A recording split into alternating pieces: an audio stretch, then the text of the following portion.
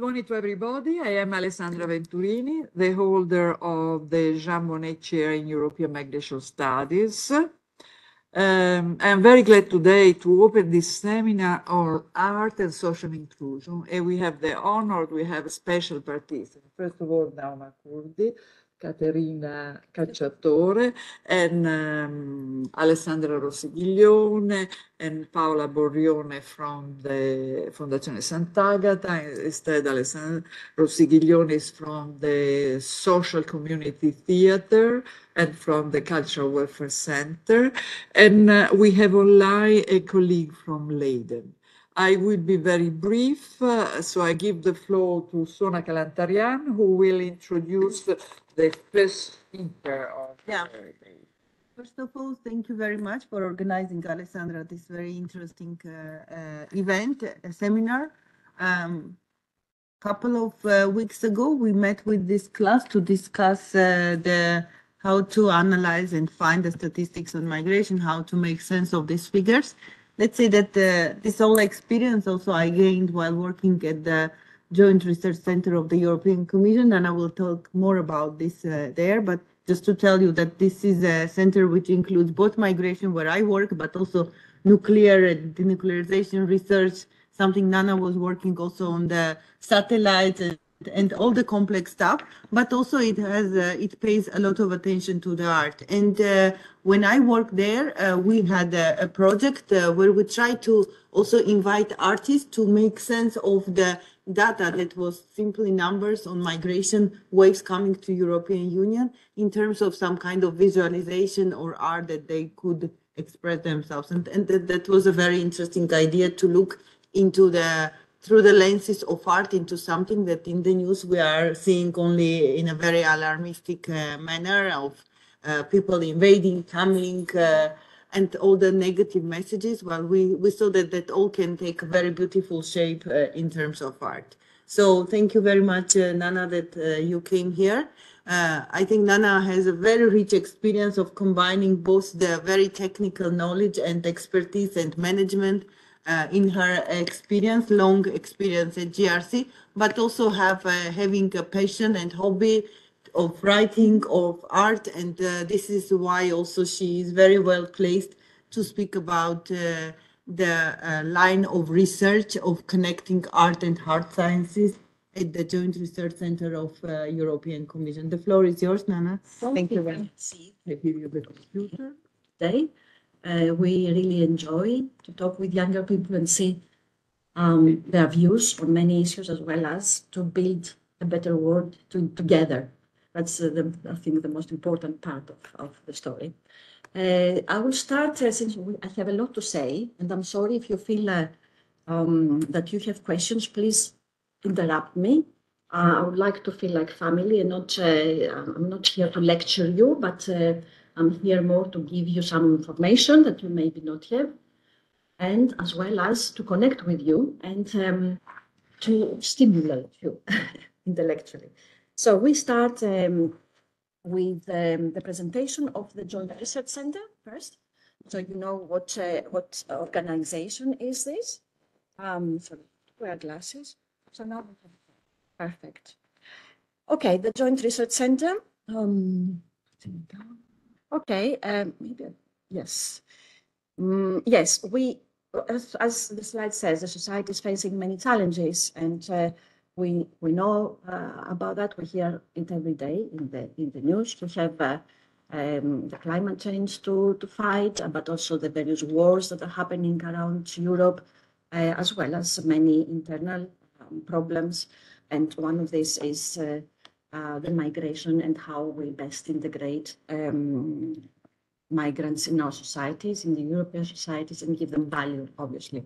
And GRC is dealing with many of these things, as well as many scientific and hard science things. Okay, let me then go to the next slide, which is practically what you see here is the college, the Commissioner College of the European Commission.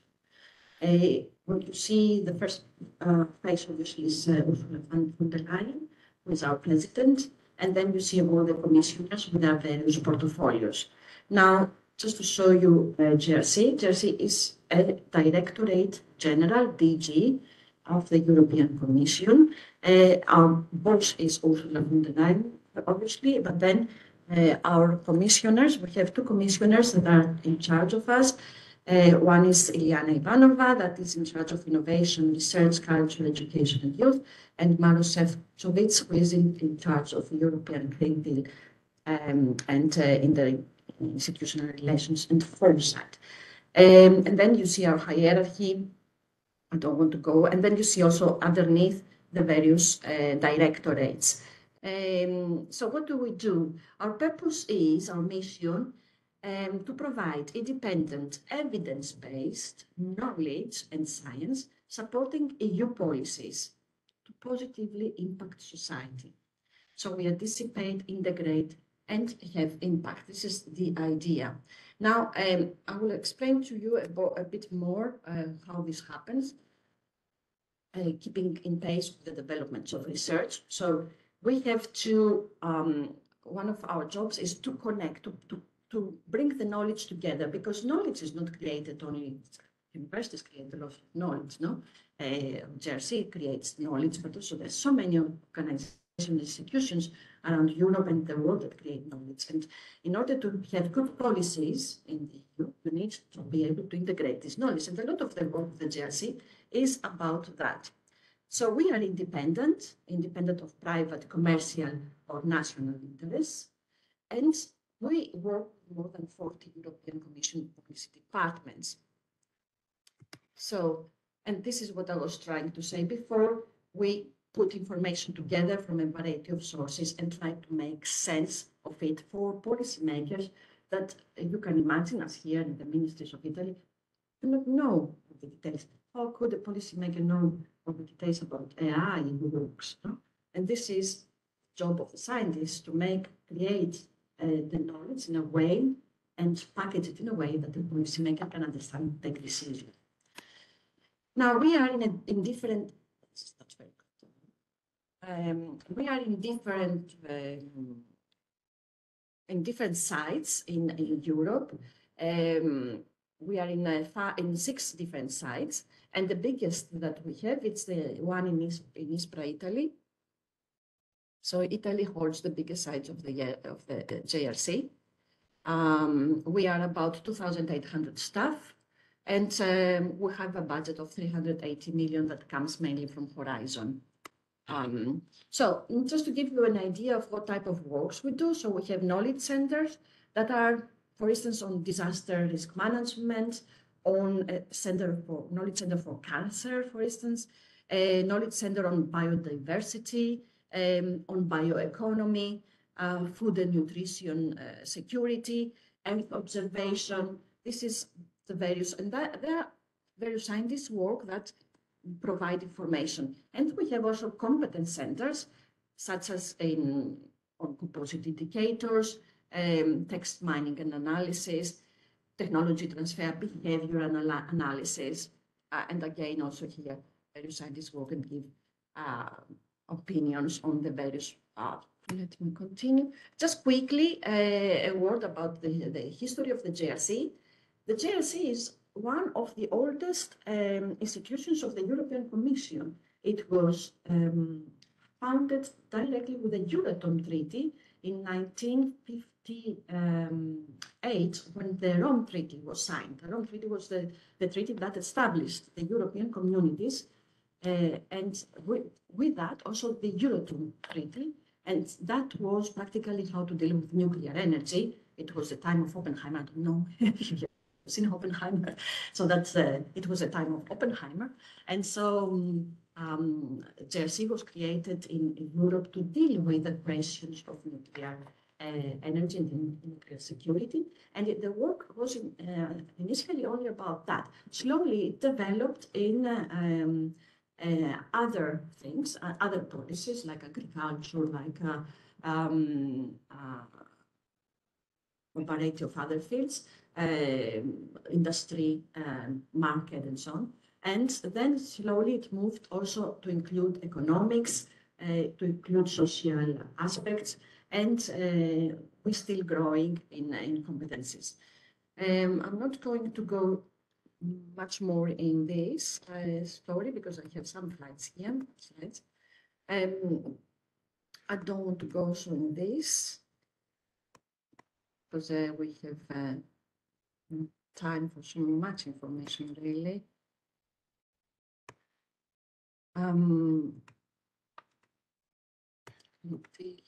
The impact, no, yes. This one, scientific performance. I would like very much to show you here some data about our scientific performance.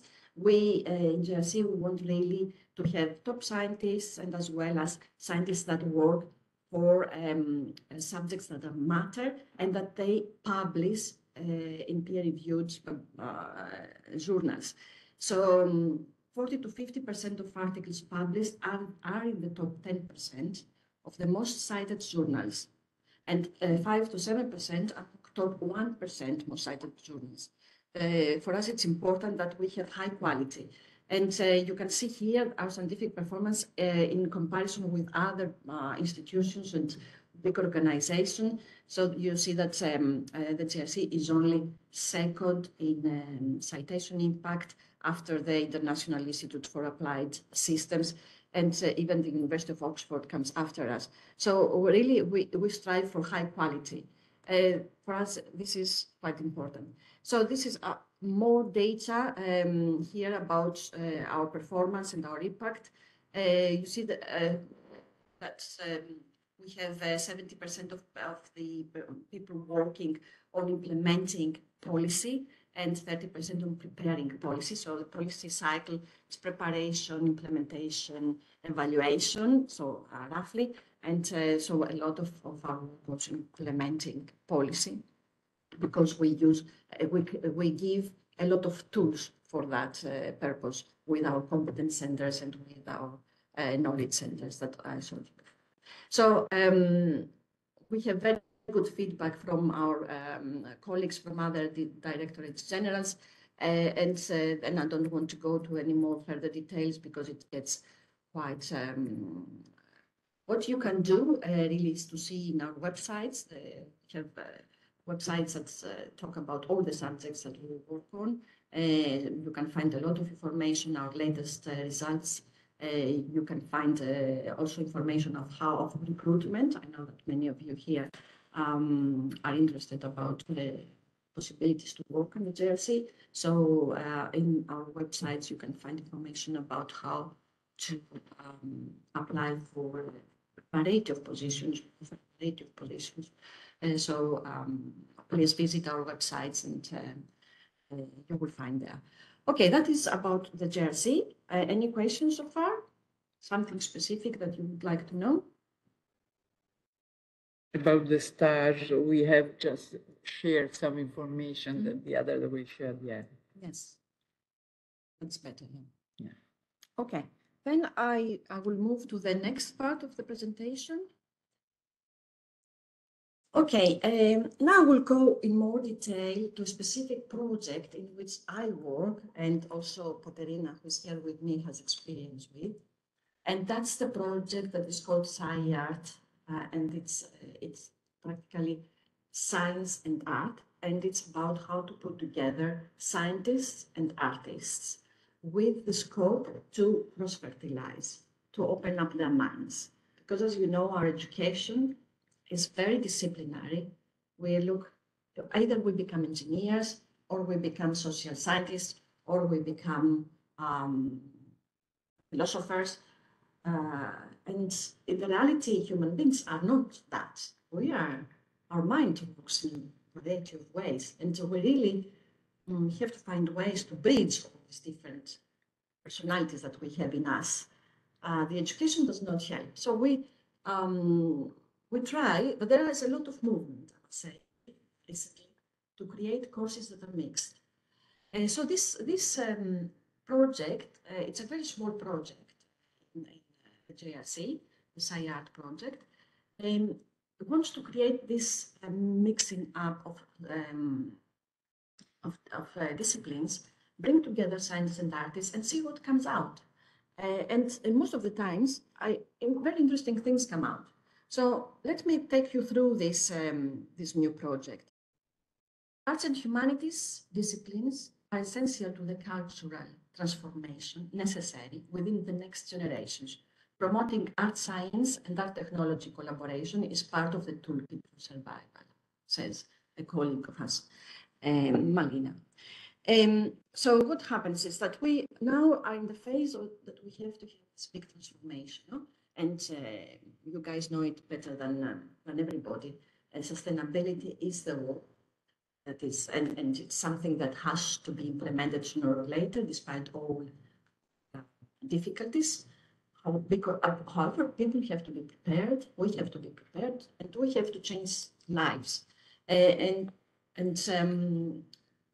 how do you do that? It's not easy because people are political beings. No, we are all political beings, and we can also exercise political rights. And how do you do that without making people angry and start taking the roads to another to complain? So it should happen slowly, and arts is an important tool that can help there. But again, how do we involve arts? As you know, most of the research organizations have very little to do with arts. Jersey SciArt fosters transdisciplinary exchange, creates discourse, visions, narratives, and artworks that raise questions, challenge perceptions, and generate engagement on EU policies. So this is what the SciArt project of Jersey tries to do. So we have, how do we work?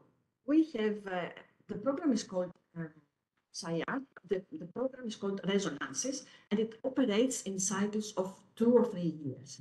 In each cycle, we take a theme. And here you see an example. Resonances 2 was about fear and fear, for instance, and it ran between 2016 and 2017. What we did there, we brought together the scientists and artists and created. The artists worked to create, together with the scientists, 14 installations and two performances. And it costed 80,000 euros, the whole project, plus 450 for the exhibition. The exhibitions usually consume a lot of budget. But it had the exhibition experienced 43,000 visitors, which is, this exactly is the impact that you want to have, that people come to see and through art connect to the ideas that, and the policies of Europe. The Resonances 3, it ran from 2018 to 2019, and it was about data, and it's what the part that Sora talked about before, having artists to interpret data. This is what happened in this Resonances 3. And there it led again to 21 installations plus 2 performances. And here you can see again the budgets. Important is that the exhibition found place in Beaux-Arts Center of Fine Arts in Brussels. And again, it had a big number of visitors. But of course, we had COVID starting. Now we have the Resonances 4, which is running, and this is Natural Heat. It's called Natural Heat. It's about the Green Deal in the reality. It's how we become more sustainable and how we give rights to nature, even legal rights. Because this is now the change in mind that we want to bring. So in Natural Heat, we explore, through scientists and legal expressions and artists, how providing nature and its phenomena with contract that integrates it totally into our society and can redefine our anthropocentric relations with nature. So imagine we now have property rights, you know, we have our homes, you know, or whatever. No, but imagine you give a property right to a river. No? How would that look like? No? No one knows, and no one has done it before. Although some people in Australia, they try to do it, but they more see it from the point of view of the indigenous people. But now this idea is natural. He's more really giving the right to nature to be there, and it goes out of any human intervention. No? It's you allow the nature even to go to the court in a way and defend its rights to exist, the right to exist of a forest, or to exist of a river, or not to be polluted. So how should that legal framework look like? It's a big challenge. We don't know that. But we want to start putting the people starting thinking about such things. Because if we talk about sustainability, this is the aim, no? So we ran a summer school 2 years ago, where we looked into aspects of nature and law, the centering the human, techno-green, which is practically all the green technologies and infrastructures, changing the ground, which is bringing the rights particularly from the point of the indigenous people, into discussion, and then circular Gaia, which is circular economy. So these are, we have even some people from the indigenous community of Europe participating. Anybody knows what is the indigenous community of Europe? No. There is still a small indigenous community existing in Europe, because as you know, in Europe we have traditions, but not anymore indigenous people. The last remaining indigenous community in Europe is the Sami, and they live in the north, Finland and Norway. And this is the only one left. So, and we had some people from the Sami community there, and they, it's always like in Australia and in America, they fight against the big interests of these, those that extract resources in their lands, and they want to keep their lands as they were before, and the companies want to extract oil or whatever, and there is this discussion of how things can be done with preserving their right to exist, no, and their right to move their animals here and there as they used to do. So this discussion exists, but we have also to go further and see the indigenous people, what is the knowledge that they bring to science? Because we, as scientists, we tend to think very much in a very certain way, no? But what is the knowledge that we integrate from these communities in our scientific methods? And how do we do it? No one knows, because we've never done these things. But we have to start thinking about these things, because there is knowledge there of how to be sustainable. No? The Amazon communities, they have this, they do it, they are sustainable. There is no waste coming out of a community that lives in Amazon, nothing, zero. And we produce so much waste, so they are, of course, sustainable, but what do we learn from them, no? So these are the questions that we wanted to trigger with this work. Now, so the policy behind naturally is, of course, the Green Deal and all the ramifications of the Green Deal. Green Deal has many, cities, the extraction of resources. There's so many aspects that go into the package of Green Deal, and I invite you to go to the European Commission sites and read about it, because it's really very inspiring. How do we work in this naturarchy, and how do we create this dialogue? What we do, we start with the summer school. The summer school is practically a full week of presentations and discussions among scientists and artists, and whatever social scientists, but also law people and whatever is necessary to be there. And they have the chance to meet, to learn from each other, to stay together. And then what we do is we pay for residencies of artists. And some of you know how residencies work, and the artists practically are paid by us to come to the JRC and stay 2 weeks and talk to the artists. The 2 weeks is because of our budget. This is what we can pay, but in some cases, artists can stay also 6 months, no, with the scientists.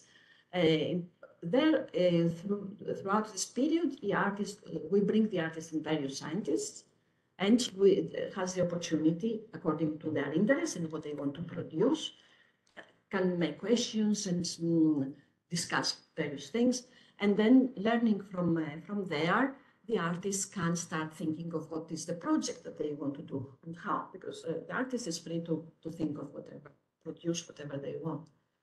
And then they make a proposal to us of, this is my art piece that I want to produce, and they propose us a budget because we pay for that art piece. And we have now 14 art pieces to produce. They are in the status of being finalized. In the end of this process, we run the exhibition. So let's see a bit the projects, the artistic projects that we have developed. And here you can see the name of the project, which is in this case Sinocene, beyond the Anthropocene.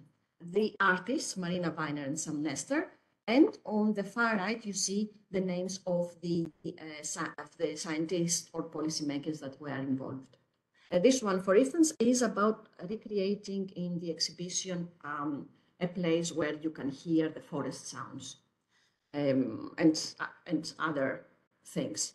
This one is about the entanglement of desert water, Penelope Kane, and it talks about the Akatama Desert, where there is a big production of lithium from the batteries. And this facilities, mining facilities, they create a lot of waste. And practically in the desert, you have so much waste that, and so much pollution. What the aim of Penelope is really to create awareness of what's happening in Akatama Desert for us to have the lithium batteries. Akatama In Chile. In Chile. Here we see, we have only one sculpture. Most of the pieces that are created are immersive, with mostly with videos and sounds and black cameras where you enter and you are immersed in this reality that the artist wants to create. But we have one who creates sculptures, and it's this, the composting. The lady is Swedish, and she uses, Ingrid Ogdenstedt, and she uses practically earth to create these big sculptures, and they're quite impressive. And these sculptures are alive. This is the earth, and the way she puts the clay or whatever she puts there is alive. It creates grass, so it lives. So if you leave it out, it becomes green, and then in the winter it becomes again brown, and so on. It's quite interesting. And we have the Ocean Connections from Kirsten Berghaus, the Norwegian, who talks about the changes that has the Oslo fjord has undergone over the years, over the many years. So because, and you can see it in various shapes, how it changes, and also its animals, how they change according to pollution, to warm or cold waters, and so on. Or alien species and so on. So that's hairs. And then we have anthos. Anthos is about the pollinators. And it's again an immersive camera where you can hear feel how the pollinators go from flower to flower and follow their path. Lament, which is about burnt woods. Burnt woods are quite forests, forests attacked by wildfires. And this is about the trauma of the communities and the earth itself that has gone through the burning, the wildfire process. May I ask you a question? So my question is, you organize this stage with the artist with a specific objective. They understand the objective, and they do, like, for instance, this sculpture. Yes. And people are visiting the exhibit, so they see the sculpture, oh, they are in the forest, they see the wind and so on.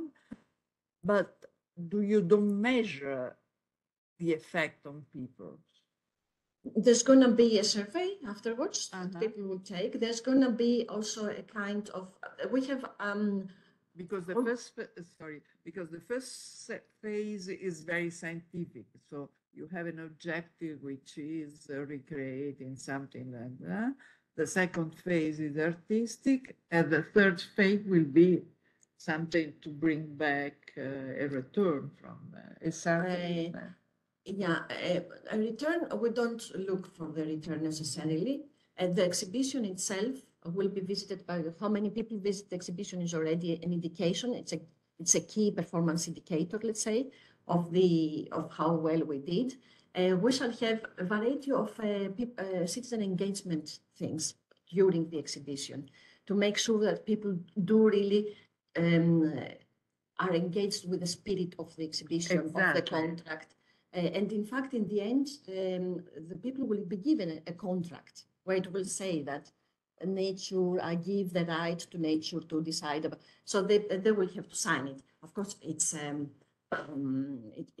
a real contract. It's symbolic. Yeah, it's just to make people think and connect better with the exhibition and its aims. But it's difficult to measure really how people feel when they see something. No, we don't try to capture that, but of course we will have surveys that will happen. People can have also their avatars and go. Everything will be also.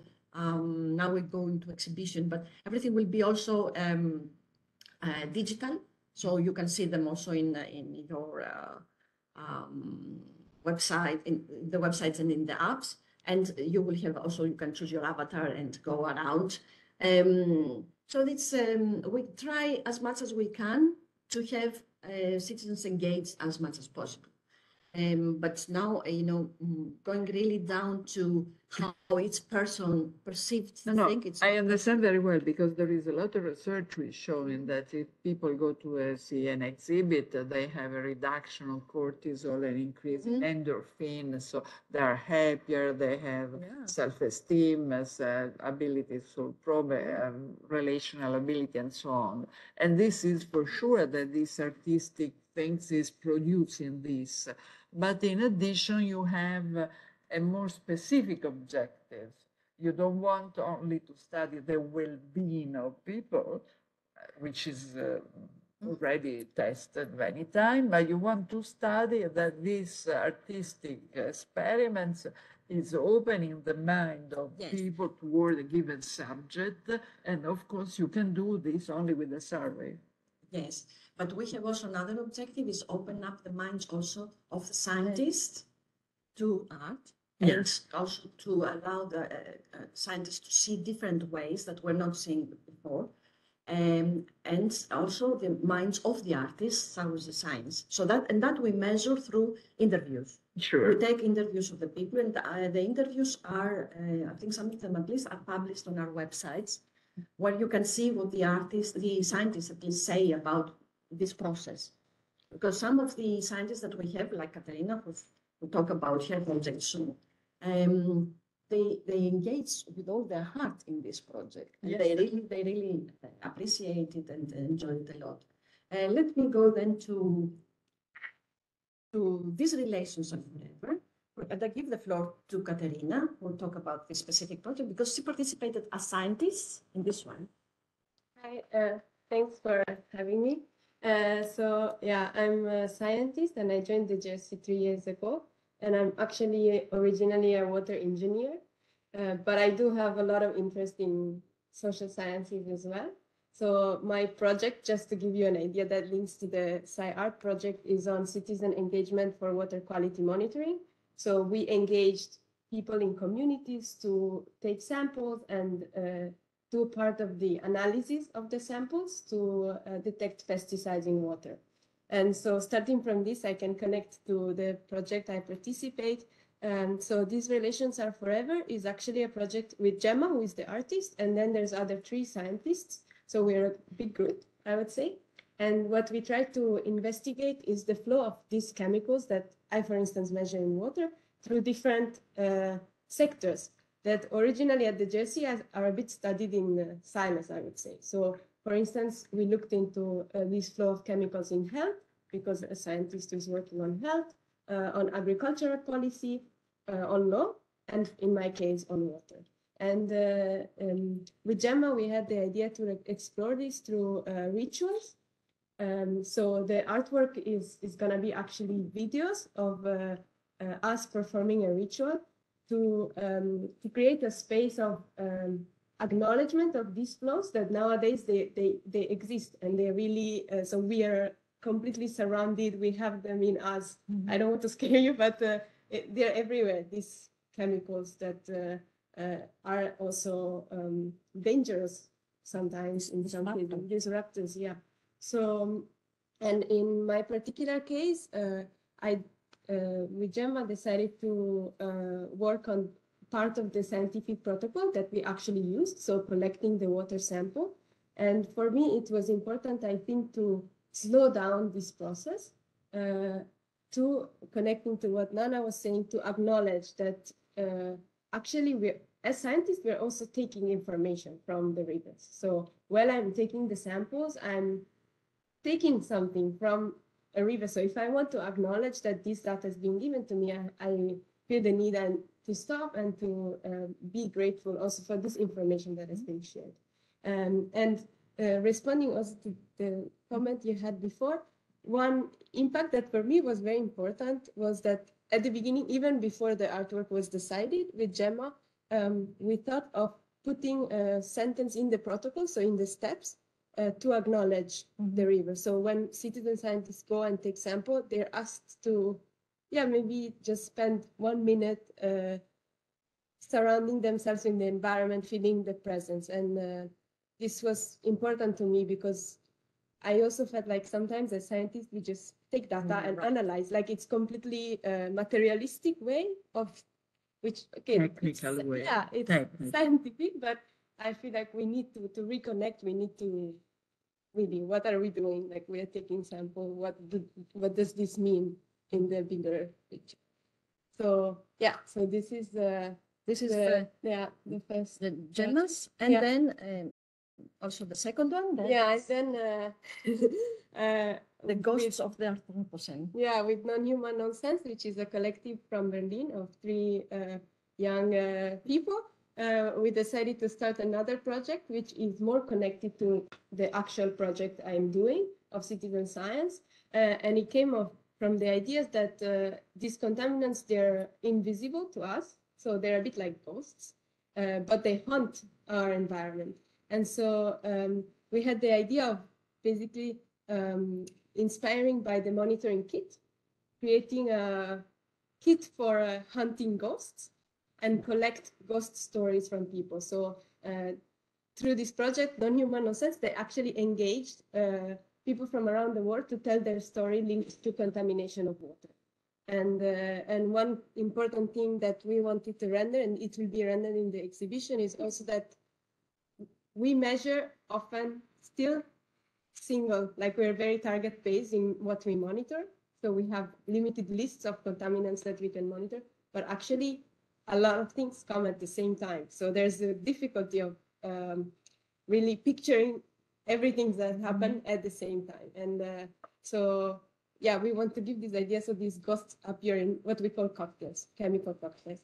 And this will be, part of the exhibition in the end. Thank you. Thank you, dear. Very nice.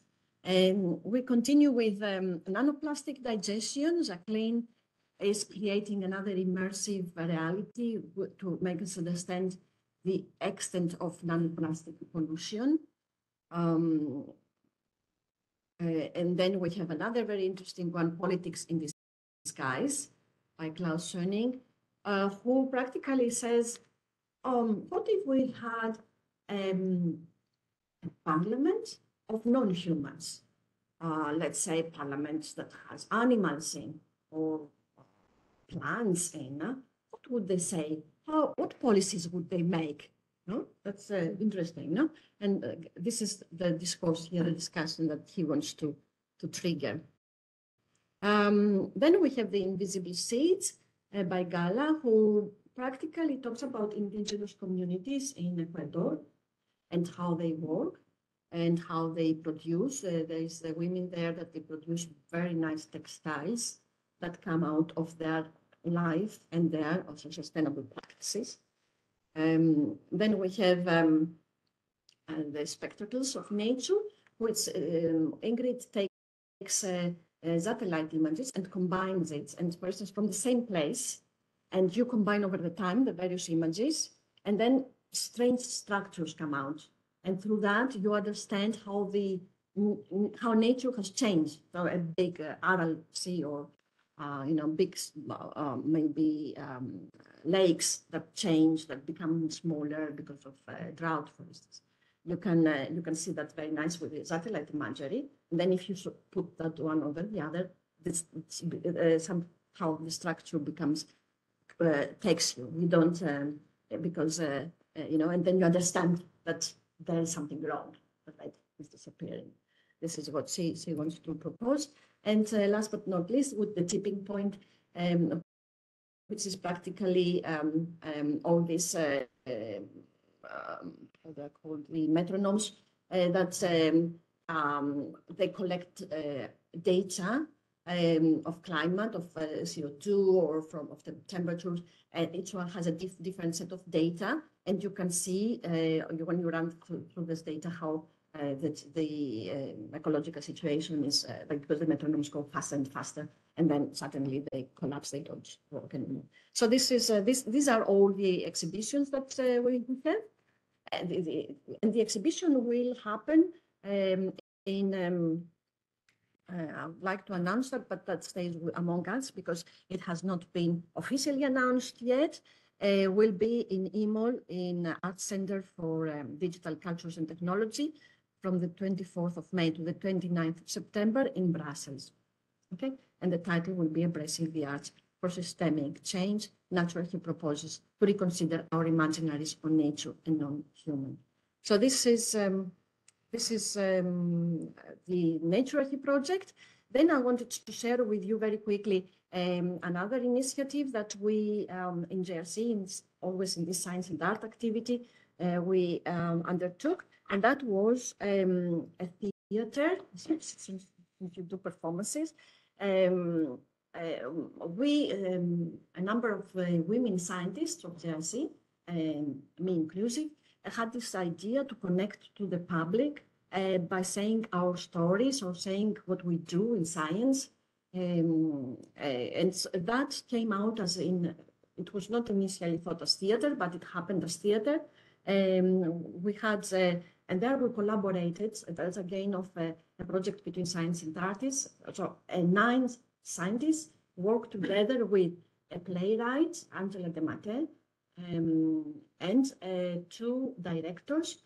And we created this theater that we have already performed with the scientists performing. And you can see the picture there where we are all JRC scientists there. And no one of us has had any previous, except of one, experience on theater. I personally would never think of playing theater. It's not my my thing. And even now that I have done it once, I wouldn't, I can play this, but I will not go to become an amateur theater actress, let's say. No, that's not my thing. But together we experienced through this process of talking to the artists, to the playwright and the directors, we experienced a new reality, which created a new sense of group, of team, of working together, and also healed us in a form or another. Because when you work for long term in an organization, you carry many things with you. By coming out with this theater, by saying our stories, by saying how we feel, and by talking about science, because for us, scientists, it's also important because this is what we do every day, science. We talked about our science in this, and it somehow healed us, and for sure, we became better people through this process. And it was a very nice experience. And whoever saw this, because we had already 4 performances, 2 in Varese, one in Lugano and one in Monte Carlo. And we hope to do again performances. We can even come also to Torino if you invite us. And That would be terrified. and it is a very nice theater. There are some testimonies online that you can see in our website and so on. Yeah, these were last but not least, but I have no slide, is the community of practice for science and art in education, where practically what we do is to bring together academic institutions to talk about their experience in creating, in putting science and art in the curricula, because this is very difficult still. People do not have enough experience how to combine science with art in curricula, in university education. And so there are many people many professors that have an interest to do it, but still and also it's the universities themselves cannot help. So those people that try to do that, they are really pioneers, and they take risks as well, because we don't know how this will come out. It is you never know exactly, because art is like that, no? And that's why we like science more, because it's so much more protected and secure. Yes, however, human resource manager, usually they try to do something like this with the people. If you want to create a team, Yeah. and they oblige them working team for the country report on European migration. And so exactly because working together, experiences, sharing the doubts and so on is a solution to increase well-being, but productivity also. Productivity, yeah. Because the idea is to increase the talent needed to perform better in your life. And to answer, to give different answers to the problems that we have, no? Because we have to increase the ability. Yes, skills, yeah. The skills. However, the problem is that there are some very famous artists who are already a reputation in this. For instance, Pistoletto with the Third Paradise, or the lady Marinella Senatore, who has done art, a series of projects, artistic projects, which are in the field. In this way, probably you don't want somebody who is already known for this field, because in this way he's overcome your idea to opening the ideas of an artist to do something new. In a certain way, when you were speaking, I was thinking you are like a promoter of artists toward this. You are pushing them toward an objective. Usually, you have a curator of museum or this type of artist. So you are moving from the role that in general we scientists have to build around the things of the art. In all my work, I take the year before I had Pistoletto, Third Paradise. Here I have Marinella Senatore. After I have an artist. So I am helped by the artist, but the artist arrived to this conclusion where I want to go by themselves. Yes, very good point. Yeah. So this is because I take very renowned art. Yes. Or at least, yes, both are very known. So on and so on. Instead, what you are doing is, I would say, a lab which push artists toward a direction. But this is something that is strange because the academy are doing this, not places like GRC.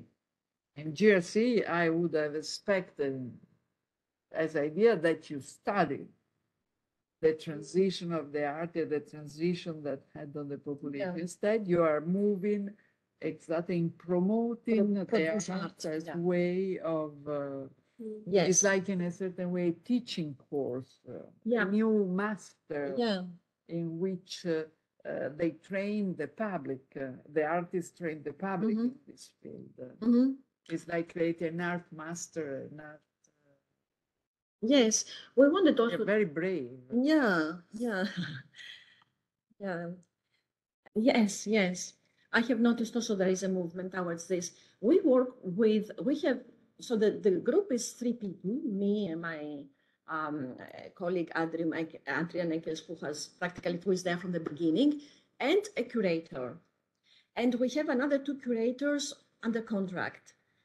And they do, as you say, they talk to the artists, they help them, they make the connections with other scientists if they see they lack something, you know. So this is a process. Yeah, it's not something that happens like that. It's a continuous process. There are some artists by now that are super technological. It's crazy. I mean, okay, the lady works with images and she wanted to have all images that, you know, it's a lot of data because she wants to do various things with those, no? It's incredible how with what easy she goes into this technological field, no? This lady to produce art. So some artists really have gone far into scientific. So there is a lot of, by now, probably you know better than me, biological art. So what they grow bacteria with various colors and shapes, they put them together and make art out of it. And so you have to know about bacteria, no? And how to keep them, how to grow them. The biology art, my God, sometimes it's really crazy. Okay, now let's move to the field of interest that you have here, which is migration. So this is another project that we have, me, Katerina, and another lady, Virginia. This is not directly a science and art project of the JRC, but because all of us are JRC employees, and we work on that, we practically consider it as a not paid JRC project. It has no budget, let's say, it's just our own interest. So we are 3 ladies, Nauma Kurti, it's me. I'm a control engineer from background. And what I like to do for curating my other nature, my artistic part, is to write books about, and what I write is fiction, and particularly Greek mythology. How I combine or put an effort to reinterpret the Greek mythology to fit in the stories of the people today. Then I'll leave Katerina again to talk about. Yes, very quickly. Yeah, again, I'm originally an engineer, but I like art and writing as well. So I joined Nana's idea by drawing, and you will see I'm not a professional drawer, so my drawings are very childish, but I hope you like it. And then we have also Virginia, who is our producer. She produces the videos practically. She knows how to use the software and produce a nice video, and put also the music and so on. So now let's go into the subject. We are all very disturbed by seeing the images of migration, no? Of the people drown in Mediterranean. It's such a shameful thing. And we don't, all 3 of us, we don't want to feel that we are creating the situation. We want to differentiate ourselves. And we use art for that, no? We want to say our own opinion that this is a shame. And now how do we do that? Because of course people do that in various ways. But we wanted really to find something else, but to combine our skills to do that. And as I said before, I write fiction about Greek mythology, and I have already written 3 books about women of Greek mythology, particularly it's a trilogy that I call Homer's Wives. And this is, I write about the 3 very known women of Greek mythology: Helen of Troy, Penelope, the wife of Odysseus, and Clytemnestra, who is the wife of Agamemnon that killed her husband. So some of you probably have the knowledge of Greek mythology. If you do humanities, probably you know it already. But what happens is these 3 women, according to me, are great leaders. And unfortunately, through many circumstances, they lost this name of big leaders, and they became problematic for the patriarchal system. And so I write the stories of these women not from the point of view of what they did to men, like Helen, for instance, Helen of Troy was the first woman to divorce, no? To take a divorce from her husband in all the history. But no one knows her as like the personality, the personification of women, freedom to divorce. No, everybody sees her as the bad one who left her husband. This is what has gone into us through the ages of saying this story, no? And what I'm putting here is a different Helen. And I talk her whole life. I don't say only the small period of her life of the Trojan War, but really from the point of view of from the beginning when she was born up to the end when she was dead. And in fact, because it's a big life, and in a woman's, she must have learned something. No, it is about Helen. We know only that someone took her from Sparta, took her to Troy, and then her husband took her back to Sparta, and as if she is a piece of furniture, no? And so the question is, this woman has not learned anything through all this.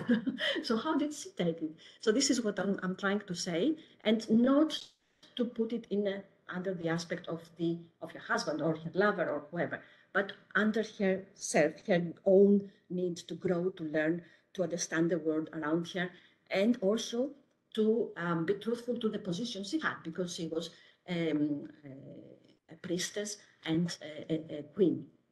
Anyway, these are this is the work that I did concerning women leaders of the mythology. And then what we do now with the three ladies is to reinterpret the mythological story of Europe as a modern migration story. And now I'll tell you quickly, maybe to refresh your mind about Greek mythology and Europe. Probably you have heard that Europe was a very beautiful girl, that Zeus fell in love with her, and he took her from Tyre, where she was born. She was a princess in Tyre, and he took her to Crete, where he loved her, and she gave birth to three boys, no? Minos, Sarpedon, and Radamanthus. So this is what the story says. And we know Europe practically for this abduction of Zeus, who took the form of a bull. No, it's fantastic. And I love the bull here in Torino because the bulls are everywhere. Toro is the football. So the bull took, that's it. The bull was Zeus who abducted her and took her. So, but if you take all these bull things and if you take all these Zeus things out of the story, in the reality, it's a migration story. It's a woman who left Tyre and went to Crete. Okay, back in those days, we talk about around 1500 before Christus. Right? We talk about that late Bronze Age, Greek Bronze Age. So she moved. And now we're building the story around that movement and how could that be and why she moved. We want, of course, we took decisions about this because when you write a story, you have to take a decision. It's all fiction, our story. No, we keep the story of moving. We take out a bit the spiritual part of Zeus, and we develop a modern migration story for Europe. And with that, we want to show to everybody that every European practically is a migrant, no? And the name of this, of our continent is because of a migrant. And something even more interesting, here the sources, where we take the sources, because everybody asks me, where do we take the sources? And I say, okay, the sources are practically the myths as the ancient Greeks have written them everywhere, because the ancient Greeks were living in their myths. You find them everywhere. You find them from Homer, you find them in Hesiod, you find them in Plato, Aristotle. Everybody used the myths to transfer ideas to the public. Okay, the myths are important. They reflect what we are in the reality. And so there is a lot of Greek myths, but completely chaotic and completely and not connected to each other. But anyway, this is a work I'm trying to do to connect them. But anyway, of course, Pausanias, Pseudo Apollonius, there are many that have written Greek myths. Even the Latins have written a lot about, like Ovid, for example, has written a lot about Greek myths. So you find sources. There are in the web that you have to search in order to make connections. Sometimes you have to search. And in the end, of course, we talk about very old times. You will not find about Europe a full story from the myths. You find only the small aspects that she was abducted. That's why I write fiction. I put my own imagination and what I would like women to be today and treated today. I put it in this myths. Now, and this is important here, what I would like, the parallels that I drew from this, that we all drew together with my colleagues. So women migration, the similarities then and now, for instance.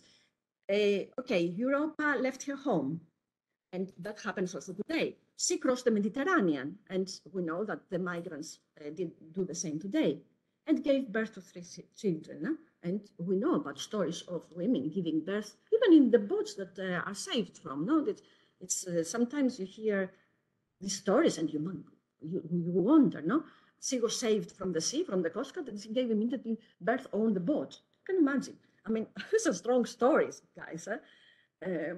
So and we don't take them seriously enough. And the main differences in women migration back then and now, what is it? Zeus is important. Zeus, what does it mean? Zeus was a god, obviously. He cannot have intercourse with a mortal. But what is it? Zeus was an institution. It's the church, the religion. No? And what happened back then is that these migrant women were protected by Zeus. And this is important. No, they were protected by an institution. Now they're not protected by anybody. Migrants are not protected. They just take the risks, and even when they arrive here, they continue to live in sometimes very bad conditions. When Europa arrived in Crete, the king of Crete, Asterion, was so impressed by her that she had 3 children. She had 3 boys that the story says they were procreated by Zeus because, again, they were protected because they had no fathers, probably, or they had fathers, random fathers that happened. And so the kids and herself were protected by Zeus. And the Asterion was so impressed by this woman that made her to queen. On the contrary, today, what do we do with these women that took the courage to come over here? We put them in a camp and we forget about their children. We don't even give them an education. And last but not least, her son Minos gave even the name of a big new civilization, the Minoic civilization. No? So what does it mean? That by having migrants, you do create this cross-fertilization among civilizations that can give birth to completely new settings that can be very winning settings. So that are some. The European Commission is it's not zeros. Yeah, not we protecting the migrant that can. We protect. Like you can do like Commission is doing that. No, of course, the European Commission, the migration. That's not a new zeus. The European Commission does not does what it can. That's a different question now because the member states have to deal with that. No? Yes, true. And the European Commission, what it does is practically to give the means to the member states to take care, and also to create a common scheme for how people can ask for asylum. The same. But before there was an institution that was. No, there is also there is now. But still, the people are not, you see the camps in Mytilene, there comes in, and then still the situation is not as it should be, no? So which means we have to put much more effort in that. I don't want to say here that we don't have put measures in place. We have. No. But that's not the point. But we still we have to look into this subject, because particularly for the women that come over, we should do more, because women, when they take the initiative to go, it's because really they need to go. So, so what we do is to write this small story, the story of Europa, in this new way, but we produce it, we don't do it as a book because it's a bit, you know, a lot of text is produced nowadays. We thought we'd do it as a video. And so we produce these little videos of 4 or 5 minutes where we, for each chapter, and we have already written, and we put it in seasons, no? Season 1 has 5 episodes, like they do in Netflix, we like this. We have fun. So the first episode is called Tyre, the second, the Pirates, the Calf, the Cretan, and the Departure, which is practically deals with Europe when she still is in Tyre, and what happens to her and why she takes the decision to leave her home. And then, and here I have, do we have time to show a small video, or should we leave it for another time? Yeah, that's Okay, exactly. And so this is what I thought. So you can watch the videos yourself. And now we will start with the second season, which will the real migration story of Europe will start, because she will have a wreckage. She will experience a wreckage similar to what people that cross the Mediterranean experience today. She will fall in love.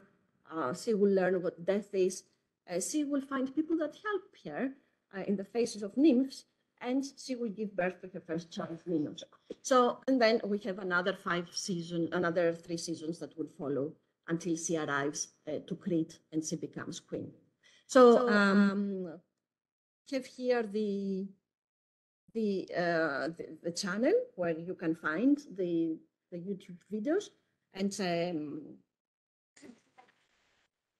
Katerina? And please, I invite you to watch them because they are quite fun. Okay, I think thank you so much for your attention. I think Thank you very much. They are all very interesting.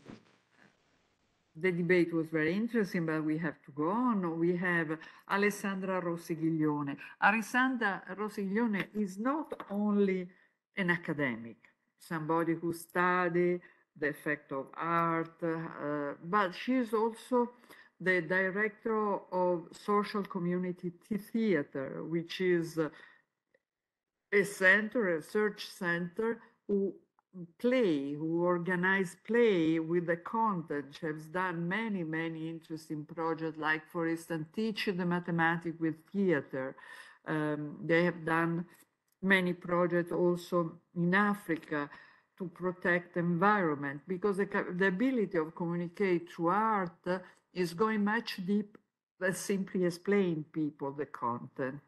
And she is also part of the Cultural Welfare Center, a very renowned and important center of research, and also a center which produces activities, but also has a master in culture and health.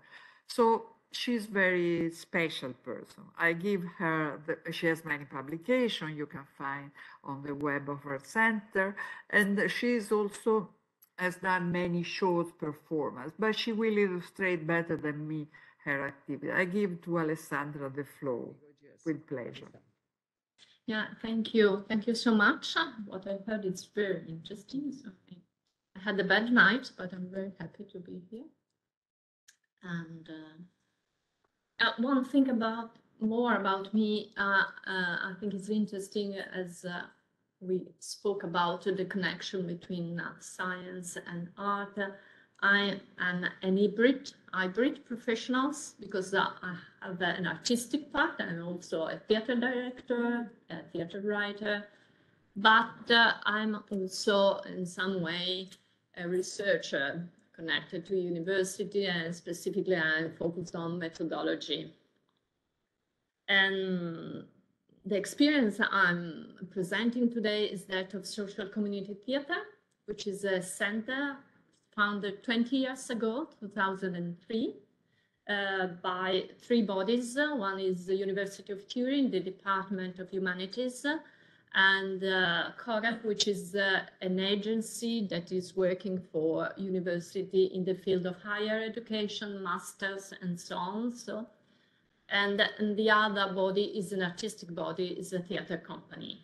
So this social community theater is actually an organization from the beginning who is intersectoral and interdisciplinary.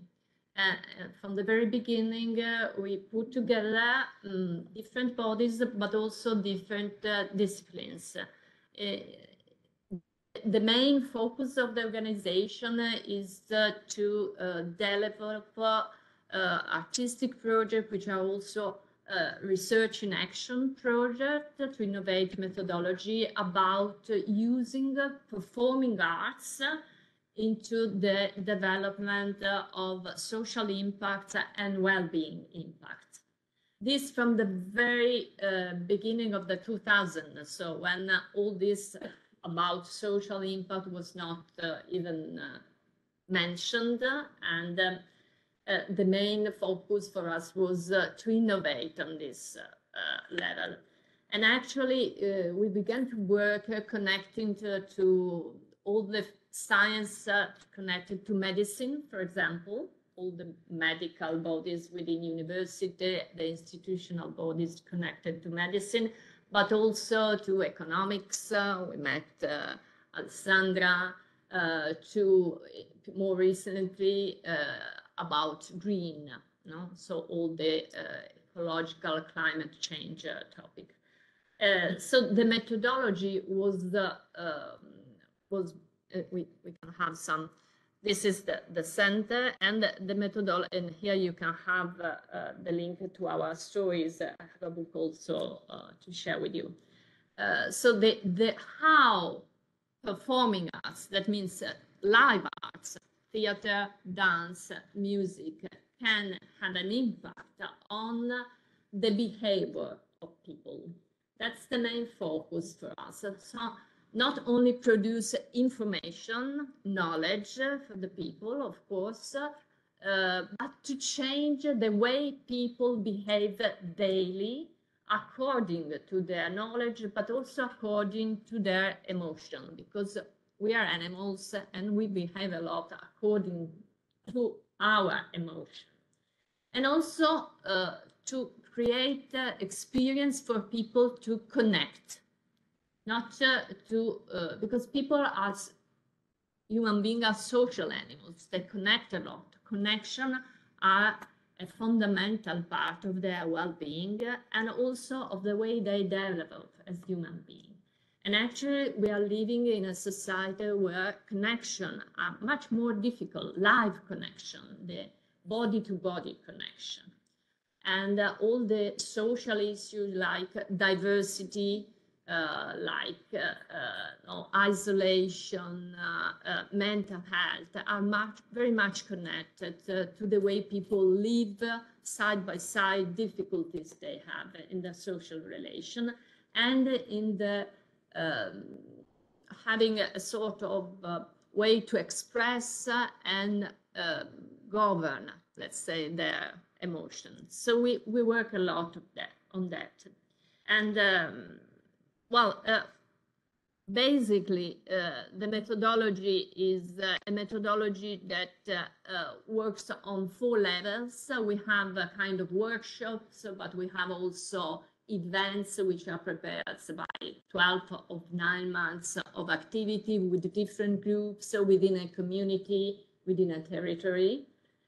We have been working widely in the local area, but also in the South Sudan, Amsterdam, Bulgaria, in so many countries, 42, I think, countries in these 20 years of history, more or less. We reached 400,000 people working directly with the people, not audience, but people we connected directly in many different countries and with many different cultures. And the main focus of our approach is that we work with the people directly using theater practice in order to reconnect body and mind, because this is a very difficult experience. Sometimes we behave according to our mind, sometimes we behave according to our body, but often we feel that we have no connection between what we think and what we feel, for example. So this create this connection is part of the theater training of actors, but this theater training is very powerful for people who are not actors. We are working with citizens. It is a participatory art, citizen-oriented. And the other level of the action is to create social exchange between people. So we create experiences through theater, narratives, dance, in order people can know each other, share ideas, co-create. Of course, this is done by professionals, which are artists, but artists also trained, for example, in social sciences. So we know what happens to a group when you put people from different cultural backgrounds together. So what you have to care about. They are also educators. So usually we work in multidisciplinary teams that work together in order to share knowledge and to create the perfect approach for women we are working in Libya or women of different culture in Amsterdam, which is a different story, of course, because they need different approaches. And the third level is that we work on rituals. So our opera, let's say, it's a live opera. It's not something you can see, but it's something you can live as participatory art. So I will show you a video, you will see something that happens, and once you live it, then you have the opera inside of you. You are part of the opera yourself, but then it vanishes. Of course, that is the nature of theater, no, Greece. And we remember, for example, that Hippocrates was giving theater to be attended as a cure, no, for the health of the people. So attending not only as a public, but in an active way, is part of the process of creating well-being and social connection. So there is people are connected in workshop to prepare together in a co-creative situation, and an event, a performance, different kind of performances, different kind of event, according to the project, according to the team, according to the place where we are. And through this workshop, we create the opera, and then we invite the larger community to share the experience. We have done it in refugee camps in South Sudan. We have done it in theater in Amsterdam and in Poland, in many different, in Norway's, very, very different kind and very different format we are using according to the situation. Actually, I give you an example. We are running, for example, we are running 22 projects at the moment. Some are international one, large-scale project like the Creative Europe one, but also a local project in the space we have here in Turin, that is Spazio Bacca. And I give you these three examples. A very small project, but very important. We had the chance to have the contributor of Alessandra in the evaluation of the impact of it. Is a choir that is Bread and Roses choir. Is made by women of different ages, different professional and cultural backgrounds. And we connected them on a gender perspective to propose to sing together. Through singing, what we aim, of course, to have an experience, a cultural experience. You learn how to sing, because we have a professional training them. But also the idea is sharing, being a woman, what means to me, what means to you, how we address the text of this song, the kind of song. So this is a sharing between women of very different background. And after COVID, we discovered that it was very interesting for lonely people, lonely women, women which are isolated, different ages, not only very old women, also young women. And so it is also an experience that works against isolation in terms of well-being. And of course, for the migrant women, was very interesting in order to train their relation, their ability to connect to other people, and, for example, present themselves to work. The artistic part is very rigorous because it's really singing, it's learning to be a choir. Then we have a fest of choir, calling choir from all Turin, and they perform. But the aim is on the social and well-being level. And this is a little experience. The larger one, I told you, is this Green Ethics. Green Ethics is an acronym. It's a larger scale creative Europe project. We are 16 partners. There are scientific partners specialized on climate change. There are artistic partners. There are social partners. What we do together, that is a kind of practice we did also about the economic issue. We ask and we share with the scientific knowledge about climate change, because our aim is to create a performance that reach those who don't go to culture, so the real one we want to reach, in order to share knowledge about climate change and foster different behavior. So the kind of opera we create is a game, is a performative game like Gioco dell'Oca, the goose game. I don't know if you know.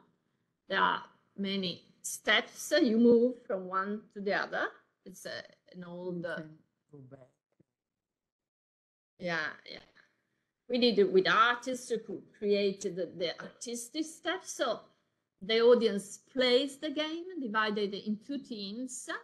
You throw the dice, you stop after 1, 2, 3, and then you have a little performance telling an information about climate change. But we work also with community to prepare the steps, not only with scientists. So we have, for example, a group of women, they are migrant. We have a workshop with them. We talk to them about what's your experience of climate change? How did you experience? So their story become a little performance of 5 minutes, actually.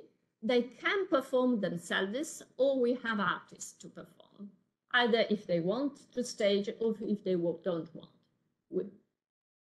And so the game is presented with the communities. We have 5 groups of communities involved in preparing the performance, and then there is this meeting between artists and scientists to create the contents and the performative experience.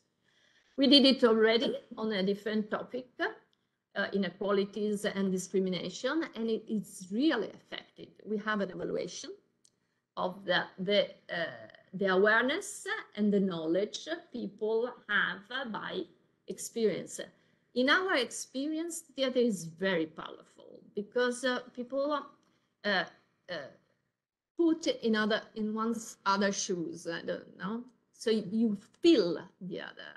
You became the character of Clytemnestra, and as you become, you change your mind, and those information comes with emotions, and emotion are a leverage, a big leverage to change behavior.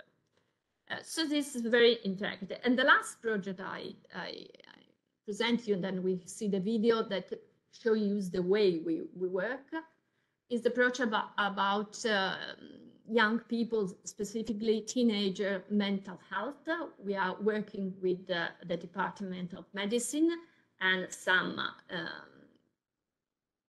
health institution in order to have a protocol, theater and science protocol to prevent suicide between adolescents, which is a big, really big problem.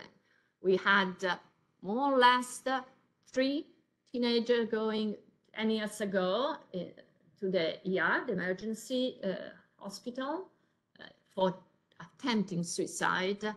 Now we have nearly 100 a month. So it's a big, healthy issue, and not only for teenagers, but also for young adults. So we are running an Erasmus project for students, university students as well, because mental health before COVID, but after COVID, we are working in the same way. We are working with the researcher, medicine, to understand it, and then we conceived a performance. You can see the performance, have a lecture afterwards, or you can participate to a workshop. And we do the workshop specifically for teachers, in order the teacher to be able to understand in the class if there are problems or not, to connect, to learn how to communicate. So it's very different. These are 3 of the projects we are running, for example, nowadays. But I will show you a video of a project we did 3 years ago, just after COVID. It was a project about urban regeneration, green, and communities. We worked in Turin, here in Aurora, Valdocco, for those who knows the city. And we involved a lot of groups and communities. So the idea was to work with architecture, urban experts, local stakeholders, community of different cultural backgrounds, students of the school, teacher, in order to say in a public way, the need for citizens to have public green spaces in their neighborhood. Because after COVID, that was very clear. We need the green spaces. They are healthy. They are at many levels, not only for the body, but for social connection, for the children, to create, and this is connected to the knowledge of the greater Green Deal approach. No? So we connected with all these different organizations, proposed very different workshops, more manual, more creative, artistic, to different people. We engaged more or less 400 active participants, and then created a sort of parade that went through the streets in order to call attention on the issue of green public spaces. And what happened that all these associations, citizens and people start connecting even after the project. So they start doing things together. And now we are running project with them, but they are also running projects by themselves, among themselves, which is the main social impact we have. And they are very attentive to this topic now, so the ecological topic. So it is a 10 minutes video, more or less, and you see some more the event than the preparation, but remember we had 9 months preparation and then 2 days event.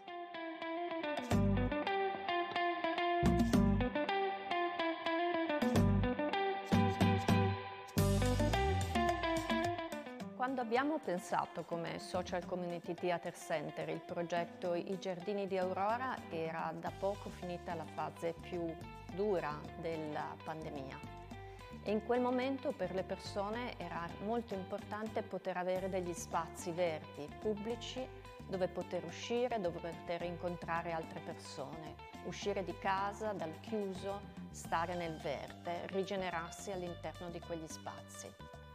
Abbiamo così immaginato un progetto di rigenerazione urbana che avesse proprio questo tema, quello di curare uno spazio verde e renderlo disponibile per gli abitanti di un quartiere, il quartiere dove SCT Center ha sede attraverso Spazio BAC.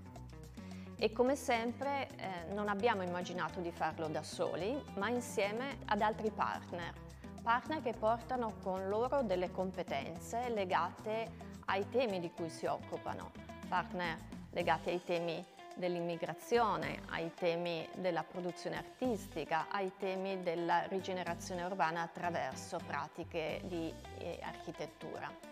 Con loro abbiamo riqualificato il giardino della Magnolia all'interno del distretto sociale Barolo, che è un luogo di rigenerazione, di welfare della città di Torino straordinario. Ma non solo quel giardino. Siamo intervenuti anche nelle strade vicino al distretto sociale Barolo, in via Cotolengo, facendo un workshop di street art che ha coinvolto bambini, famiglie, studenti, chiunque avesse voglia di partecipare a trasformare quella strada in una strada che porta un segno di cura da parte della città, perché questo è un altro degli obiettivi del progetto. Attraverso l'arte, attraverso le attività culturali, noi possiamo costruire un senso maggiore di appartenenza e anche far sì che le persone si incontrino in spazi dove altrimenti non sarebbe possibile questo incontro, perché ognuno nelle sue vite ha altri incontri.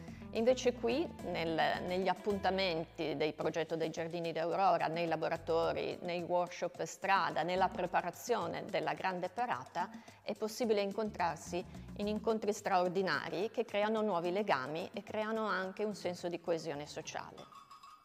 La grande parata finale del progetto dei Giardini di Aurora è il rito teatrale, artistico, culturale e sociale che conclude gli 8 mesi di progetto.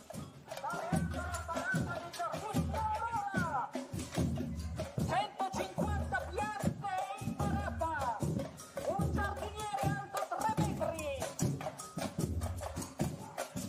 organizzazione e associazione Quartiere Aurora che si prendono cura dei giardini.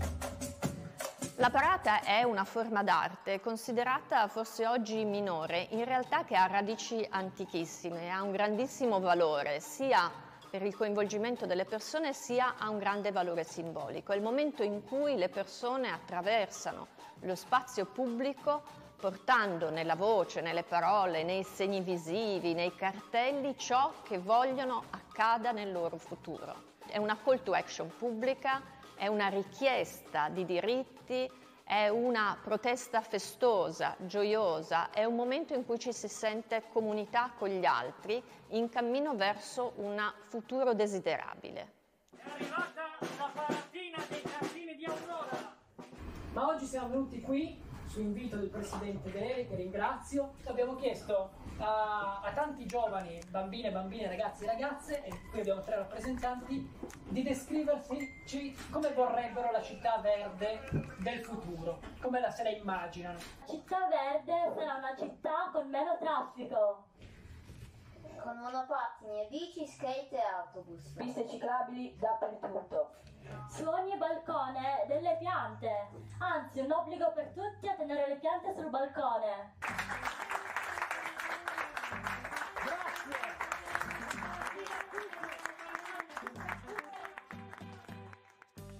Come abbiamo realizzato questa parata?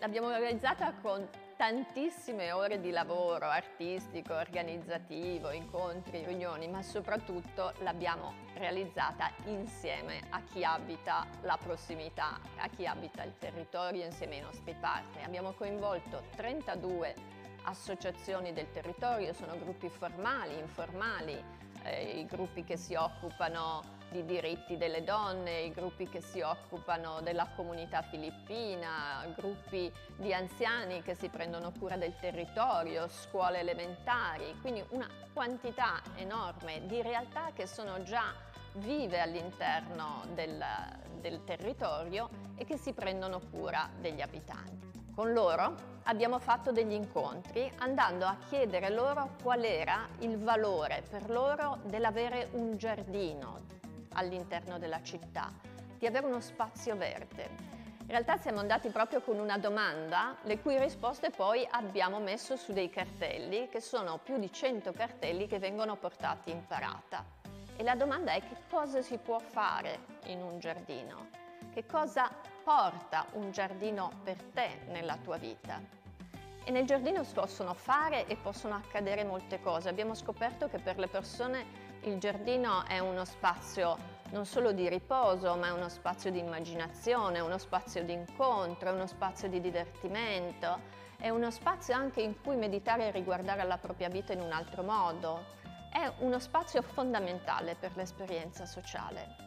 È uno spazio oggi anche che rimette in contatto con la natura, col senso di essere tutt'uno all'interno del mondo, di non essere chiusi fra il cemento, ma di essere collegati al nostro pianeta. Tutti questi racconti, tutte queste storie sono state portate quindi all'interno della parata con dei cartelli. Ma abbiamo fatto altro, abbiamo individuato con le associazioni che curano i giardini e gli orti del territorio quali sono gli spazi da valorizzare e da raccontare a tutti coloro che parteciperanno a questa parata, e quindi abbiamo definito un percorso che attraversa 5 giardini che si trovano nel quartiere Aurora. Ciascuno di questi giardini, il giardino Pellegrino, il giardino Madre Teresa, i giardini di Alimonda, il giardino della Magnolia, lo storto urbano, sono giardini che sono già attivi e che sono giardini che hanno bisogno di essere più conosciuti, di essere valorizzati. La parata è un modo per far conoscere questi giardini, ma non è semplicemente passare lì. Essendo una parata artistica, essendo una parata fatta per simboli, per suggerire visione immaginario, ad ogni giardino ci si ferma e si incontra un piccolo sapere, si incontra l'essenza di quel giardino, la si incontra attraverso un coro, la si incontra attraverso una piccola azione di circo sociale, la si incontra attraverso le parole degli abitanti, la si incontra in 1000 modi artistici che sono stati realizzati dagli artisti di Social Community Theatre Center insieme agli abitanti della città. In parata portiamo anche con noi dei giardini verticali, dei giardini pensili che sono state realizzate in modo artistico da piante e legno che viaggiano, fluttuano in questa parata e che sono il simbolo della bellezza del giardino e di ciò che ognuno di noi sente come spazio verde di cui prendersi cura. Un'altra azione fondamentale del progetto è quella realizzata insieme a Ufficio Pastorale Migranti e a Slow Cinema, ovvero quello di aprire il giardino della Magnolia per una rassegna cinematografica che guardi al mondo delle diverse culture. Una rassegna che accade ogni mercoledì e che diventa uno degli appuntamenti non solo per chi abita in Aurora, ma anche per la città. La rassegna di cinema, gli aperitivi con gli artisti fatti nel giardino della Magnolia, i momenti di festa immaginati insieme in questi mesi sono solo un esempio di quello che potrà accadere in questo nuovo giardino che il progetto I Giardini di Aurora offre a tutta la città. La parata che chiude il progetto dei Giardini di Aurora è un grande rito. I riti sono ciò che il teatro può portare oggi alla società contemporanea, che è priva di esperienze profonde e rituali. Il rito è fondamentale perché nel rito le persone rincontrano il significato della propria vita e hanno visioni per il proprio futuro e lo fanno in modo condiviso. Quindi il teatro diventa un'opportunità per andare verso ciò che si vuole e andare insieme. Noi speriamo che il rito della parata non sia il rito una tantum, ma che ogni vero rito possa ripetersi ogni anno andando a raccontare il valore e i beni comuni che questo quartiere di Torino, come altri quartieri di città, sta realizzando per dare futuro ai propri abitanti.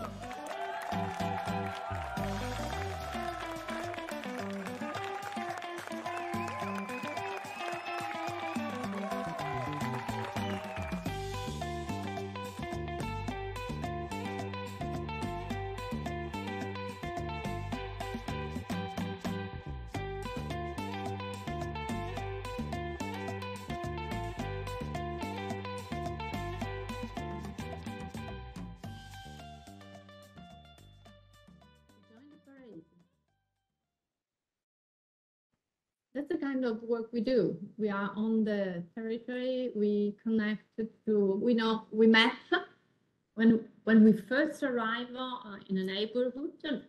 Now we are in this neighborhood for many years. But the first time we arrived, we had a mapping. So we started searching for organization, formal and informal, connect to the stakeholders, the leaders, talk to them, invite them, for example, to see our performance or to do something together, understand what are their needs, but not only needs. We work a lot on desires and resources, because there's a more salutogenic approach. We think people have a knowledge, as you said, have resources, have even artistic resources. You see the Philippine community have this kind, very nice, cute activity of the children, and they're very proud of it. And so once we learn that, we try to understand with our professional expert of music how to involve the kids. And for those kids was a big thing to show in a public parade in their neighborhood, side by side with professional artists. And one of them went to the government department to say what I want, what is a garden to me. So this dramaturgical trick format is very interesting. You go and ask, what is a garden to you? And we ask 100 of people. So very different views. And then you put these 3 sentences on this paper, and it becomes public. It has to do with politics, but also to desires. It connects very many different things. And so people enjoy. That's the big enjoyment is big element. Enjoy to stay in the other, enjoy do creative things. It came out. We have this format. Is one of the we are doing walking performances, very different formats. The parade is one of them. It is not told in the video, but the parade we have 2 days parade, a little one before, in order to collect fruits from inhabitants they throw from the balcony. Really, we collect all of them. We have the Macedonia. And then on the second days of parade, at the end of the big parade, we share the Macedonia, which is a symbolic one, because it's made of your peach, your banana, So it's a symbolic, it's an anthropological concept. Everyone give a gift and we create a common good. But the idea of the parade came after talking to the people, and we understood that it was very important for them not only to create this new garden, but to give value to the gardens that were already there. They were taken care of, they have fight about them between migrants, old residents. So we did a lot of connecting also groups which were challenging and also fighting together. And so we decided that the parade was a strategic artistic form, because we were having some connection, visible connection between different places in the idea that they belong to the entire community. They are the soul of the entire community. So we thought that was better than doing a performance, a stage performance, which we also did. Thank you very much for the debate. The project shown is very challenging, very profitable for sure. But let us go to another group of research with which we have very strong link. The group of research led by Sara Brandellero of the University of Leiden and by Kamika Krakowska-Rodriguez as well of the University of Leiden. They have worked together and they will present today this project, Night Space Migration Culture Integration in Europe. NIGHT is the acronym. They have run from 2019 to 2022. Both are assistant professor at University of Leiden. Sarah was the principal investigator also of the Horizon Project Democracy in Action. And Camilla was not less important because she won a ERC starting grant on City Tales, where the artists are presenting story of integration or difficulties of integration. As you see, little by little, we move from a more scientific analysis toward an analysis where the scientists are simply a mediator from the artist and the world of knowledge, communication, and so on. But I give immediately the floor to Sarah and to I'm here Camilla. with my colleague Camilla, You're- Camilla Carrasco Rodriguez, and we're going to be talking about a project that we worked on recently. And we kind of connect with some of the things that we're working on now, working on democracy. I did send you a few slides, but shall I share my screen? What's best? Yes, share your screen. Okay, so we're going to share a little bit of some research that that is still ongoing, but it is part of a big research project that I was leading, and Camilla was co-investigator, and that links with the arts, culture advocacy, social inclusion, and democratic spaces. So my focus is to share a bit about what we were researching in relation to the urban night. And how this connects to experiences of migration and some interesting case studies linked to democracy and culture.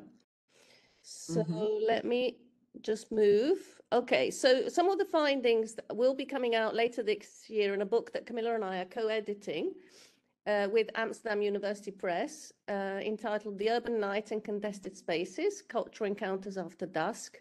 We've just sent the manuscript. So it was, as you know, people who've edited the book, it's a lot of work. But that's now in the pipeline. So what the project really stems from the idea that the urban night is generally understudied and that it is a specific space. Yeah, so they are culturally mediated and socially produced. They are quite different spaces produced and experienced from daytime urban spaces. And they are important, and this was one of our hypotheses, and which was proved, important spaces for belonging and intercultural exchange, particularly in the context of worlding of European cities. So what we were considering, let me just go down. Okay. And some of the findings that emerged from this collaborative project was that the night are important sites of crisis, particularly for migrant communities, but also important spaces for regeneration, for coming together, solidarity, community, and growth. And some of the, well, our focus was on more culture and arts production in nighttime spaces. So we looked at music, film. We also produced co-produced documentaries with, and we'll mention this in a second, with a group in Amsterdam and in Rotterdam. And what emerged is the significance of night spaces for social inclusion and for fostering and experiences of democratic values. So why study it now? So one of the rationales behind our research was that spaces are nighttime has often traditionally, historically, been perceived as a threat, as a site of danger, of potential criminality. But increasingly, the authorities have been turned a keener eye towards the urban night. They created a nightmare in Amsterdam in 2014, a night czar in London in 2016. And these are all figures that are particularly thinking about the nighttime economy, but also questions of inclusion. If we think of LGBTQ communities and safe spaces for these, these groups. So important is that there's question of what we found was that there were many instances in which the night was important for social inclusion, but also crucially about feeling very much out of place and not being able to circulate, particularly along racial lines. I mean, I don't know, you can come and jump in if you want to say something.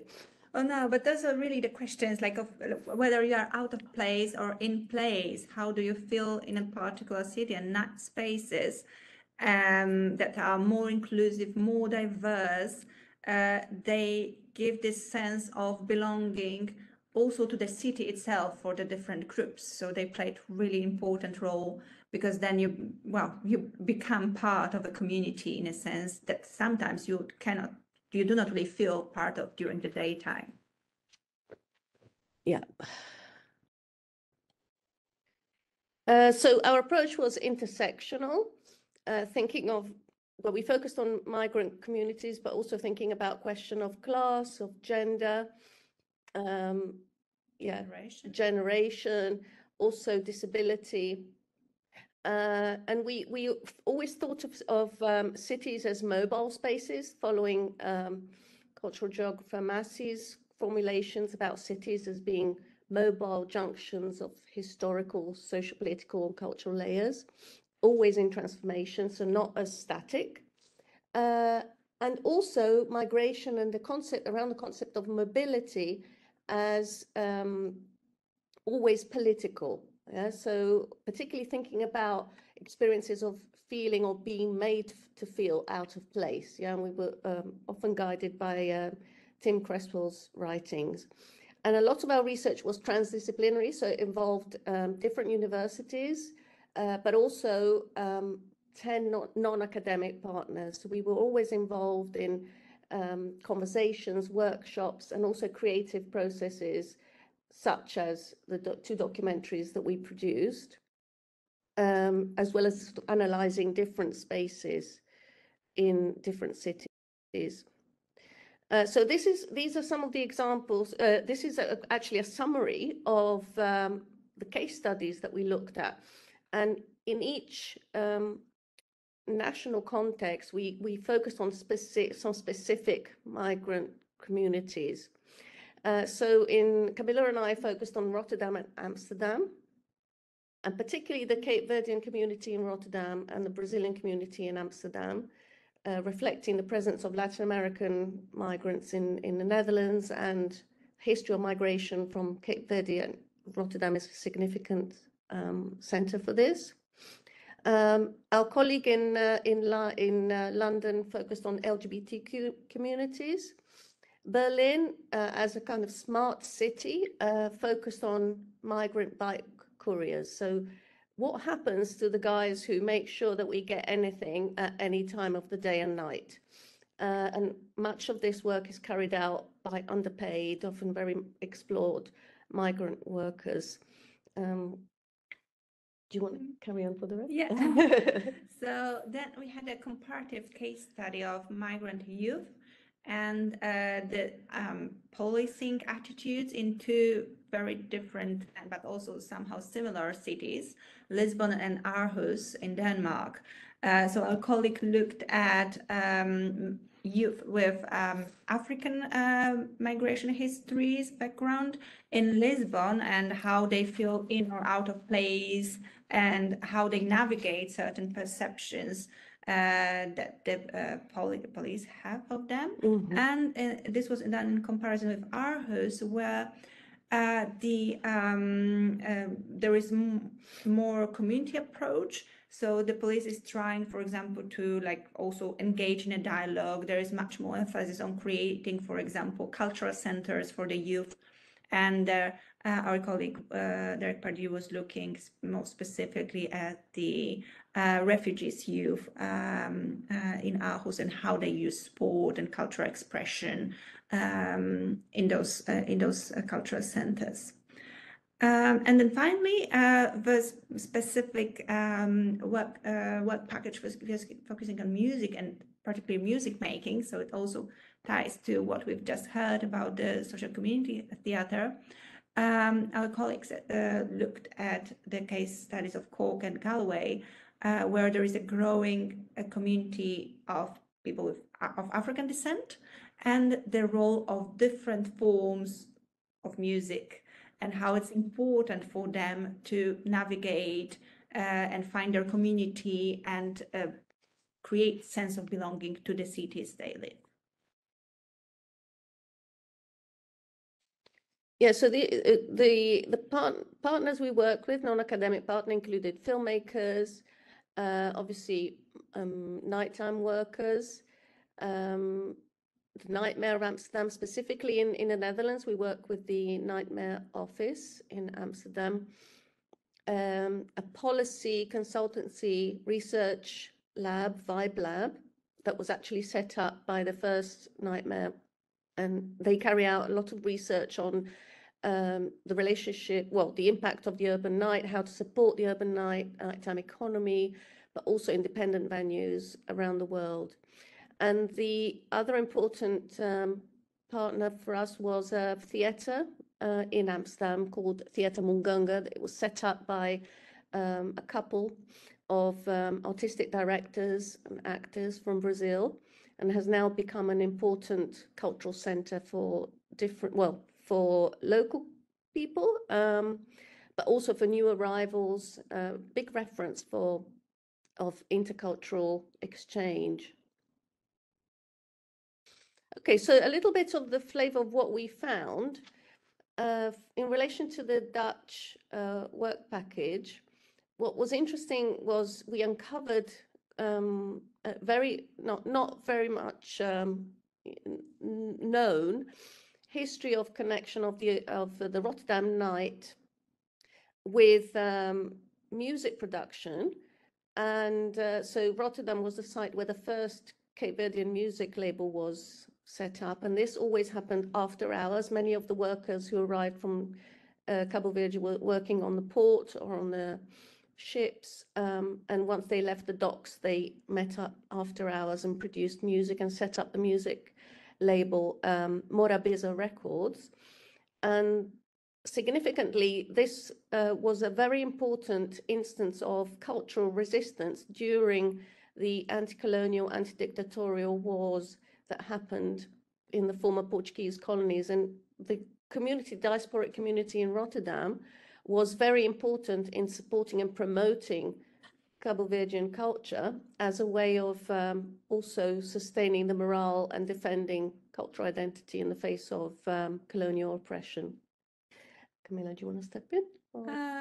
I think we'll move to Amsterdam cases in a moment, but yeah, and so in Rotterdam, what we saw was the emergence of small local grassroots culture centers that were highly impacted specifically by the COVID pandemic. So here you see a photo of a very lively and vibrant cultural center, Voz, which is called Voice of the Street, where we conducted some interviews, we observed some performances in the very first months of our research. But then the moment that, well, the pandemic hit and the closing, now it's working under a different logo and many things changed. It still organizes shows and concerts. But before the pandemic, what was so interesting for what we are discussing here and the connection to democracy as well was their connection that we're making between the art events, music, and turning it into like really a site of resistance and promoting democratic values. So you could see, for example, walls decorated with important figure of fighters for democratic values, anti-racism, and inclusivity. Also, there was, for example, over the bar, written in Dutch information about the values of mutual respect and anti-discriminatory practices that were held as central for this community place. Yeah, also important, something that we found in different cities in relation to these more grassroots was how they resist also questions of gentrification. And this casing of Voice-Rua, which is now running under a different name, but still exists, is how it's resisted attempts to, to gentrify it, to, kind of a little house in the middle of this big, still unbuilt space is quite a sight in the city of Rotterdam, which has been heavily gentrified and developed. And the same can be said with about this theatre, which was our case study for Amsterdam. And this is a photo of one of their evening events, which is, it's a group that's been running since 1985. It started as a theatre company. And when at some point in the mid-2000s, financial struggles set in, and they decided to turn what was this building that we see, what was the sort of rehearsal space. Yeah, they turned it into a venue in its own right, and they now host many events, music, theatre, but also political debates, film screenings, and conversations, roundtables. So very much socially and politically and progressive, with a progressive focus. Much of this is inspired by a progressive theatre tradition in Brazil, Augusto Boal. I'm sure our colleague from the theatre group in Milan has probably collaborated with groups that also work with this. The theatre of the oppressed. So an important reference is understanding the world as a stage, and the experience of performing as an important force for education, for awareness, and tackling various social issues. The other key concept that emerged in our research was an understanding of the night as a terreiro, and I'm just going to say briefly about this in 1 minute. A terreiro in Brazilian Portuguese means a plot of land that hasn't been asphalted, so often raw earth. Often is a space outside where you can do work, but it's also a space that's associated with Afro-Brazilian religions.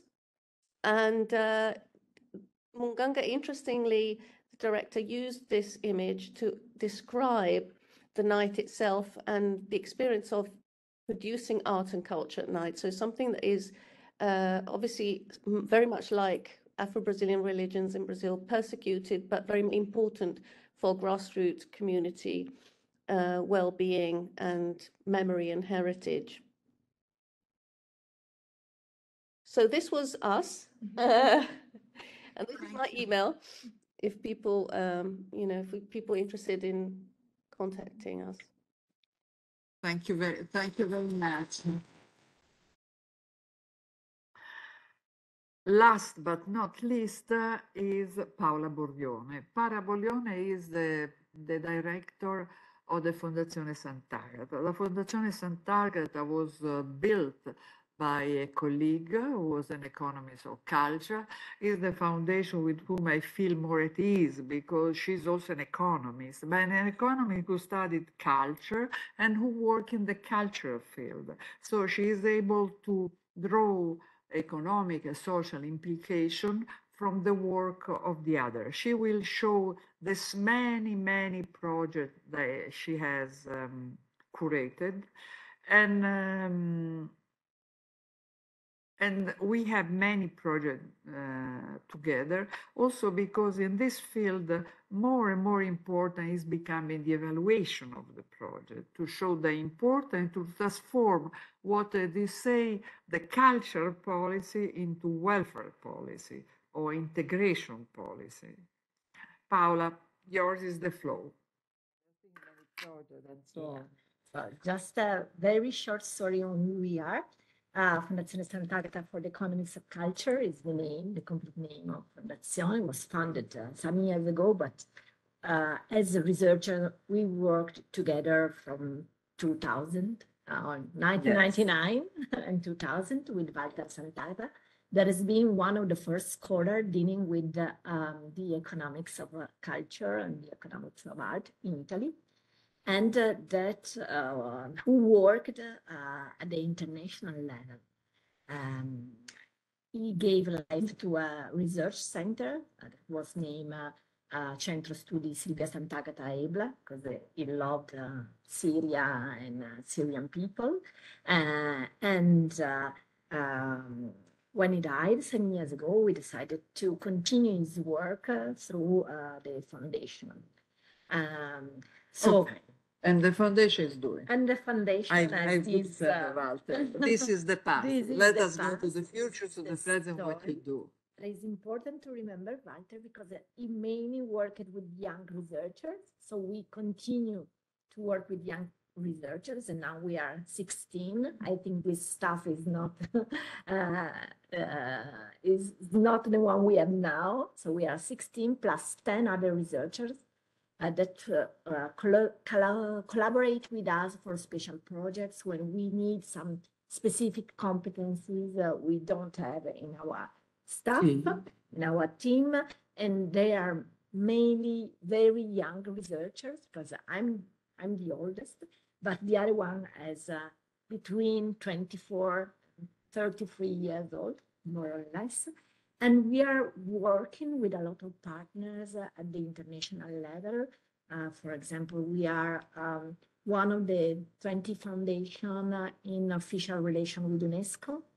We work with ICRAM. We are part of the G20 networks for education in the heritage, and many others agency or organization we work with. I just bring some recent projects that maybe tell the story of why we work at the international level now. Because one of the characteristics of Fondazione is that we work a lot in partnership at the international level in research, in supporting cultural organization in their development, in education, and in cooperation projects. Here you have, for example, some projects on heritage. We are working with the Ministry of Culture in Albania and with Cultural Heritage Without Borders on the management plan and governance development for Spatch Prison. And from this first work on Spatch Prison, that was one of the prisons where political prisoners of Albania until 1991 were living. We are working with them also to develop some projects at the international level with other prisons like this one that still testify the totalitarianism in Europe. And we are applying to the serve call that Europe is opening until June. Then, for example, also last year we worked for UNESCO on assessing the needs in terms of education capacity building for people working in the ministries of the Balkans countries, because they are in the process of being part of Europe before or later, and they have a number of programs or policies that could be improved at the national level or at the regional level. We are working on many sites also in Italy. For example, we are doing the management plan of Pompeii, but we have a lot of experience also in other countries like Turkey or Saudi Arabia, trying to draft management plan of archaeological sites or World Heritage site with the community that live in the neighborhood of the sites. For example, we worked in Smyrna for the Agora of Smyrna, involving the community in visiting the site that has been locked in by a fence by the central government, and that is not more part of the city. And it is a big loss for the identity of the city. We worked in North Macedonia, for example, or in Punjab with the same approach. And as I was mentioning before, now we are working a lot on sustainability and trying to understand how to foster not only economic sustainability, since we are economists, but also social and environmental sustainability for the organization working in culture and creativity. Through some program like Youth Empowerment for Sustainability, we mainly work with young living in the World Heritage Sites or in the Biosphere Reserve or in the geoparks. By working with them and assessing their needs, not so different as Alessandra was mentioning for the garden in Turin. We are doing the same in the Biosphere Reserve to support local government to give some different way of living in some areas that are very remote areas, and give new way of also doing business in the artistic and creative sector for young people living there. And we have some training program with the University of Turin through masters, but also with the UNESCO through an academy for UNESCO managers, site managers, and then some special programs we try to manage in the last 3 years for Syrian students that has been completely impossible for them to travel around Europe. Think about how many opportunities you have with the Erasmus program, and they could not leave the country. So we organize for students that are dealing with heritage in many different disciplines, from archaeology to economy. This training that was Heritage Beyond Walls, with a lot of different talks, online talks, yes, with Italian or European expert and Syrian expert dialoguing with a dialogue together. And we had also asked the students to write paper and give them a prize. And this year it was intended to be the year they can travel to Italy to work in some Italian organization, but it's not the case anymore because it's very difficult to organize a program like this one nowadays.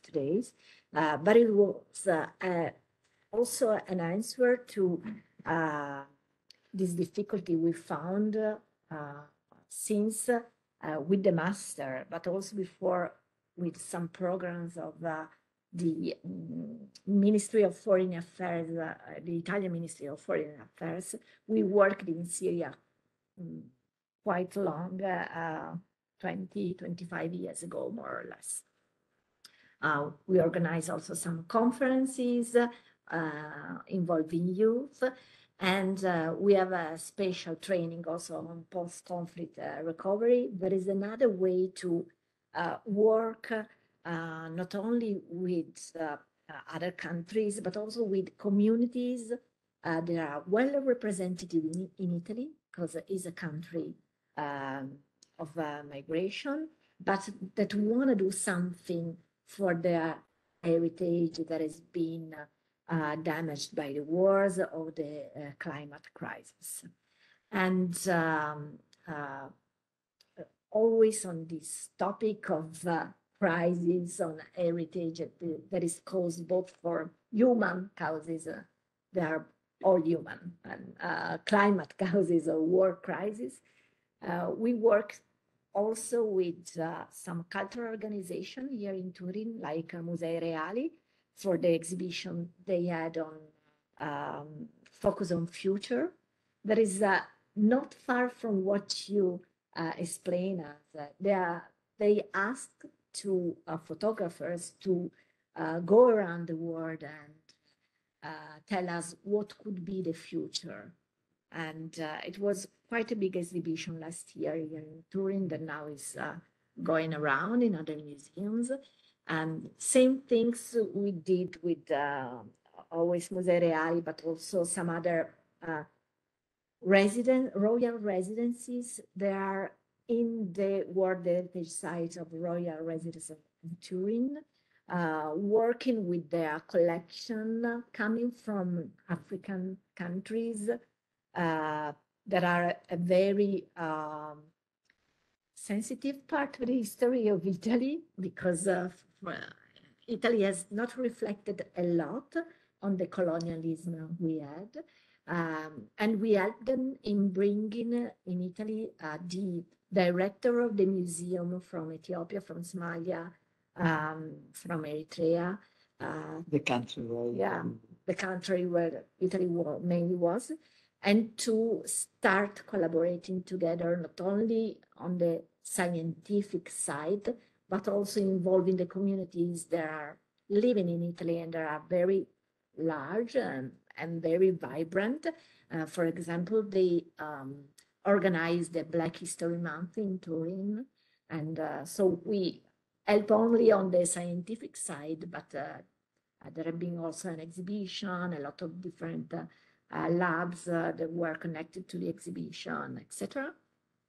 And the same we have done with the Syrian Trust for an exhibition that took place at the Musei Reali on the Damascus Rose. And it was a way to say, trying to connect people at the scientific and cultural level, taking the political level away from this, outside from this dialogue, trying to build bridges instead of stop the dialogue with the countries we know that have been linked to Italy and that are very important from the cultural point of view. For example, in Syria, Paolo Mattia, that was there for the exhibition, has been the most important archaeologist working there, discovering Ebla, discovering a lot of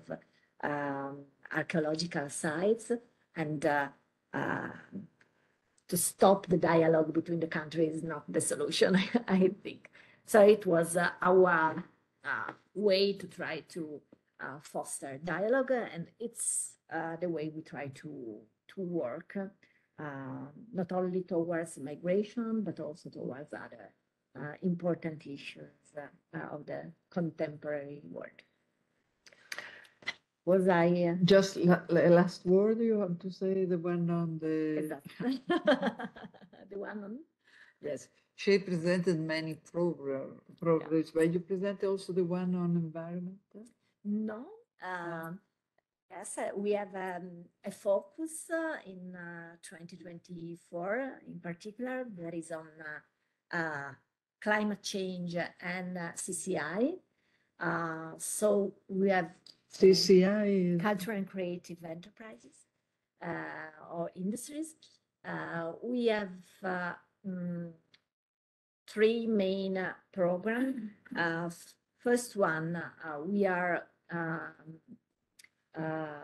researching for the ENIT, that is the Agency of the Ministry of Tourism in Italy, about the changes and also the issue that link climate change and tourism, because, you know, Italy it's a very touristic country. Is a very touristic country, and tourism is going to grow a lot in Italy, but at the same time, especially southern region, could see their tourists decrease a lot.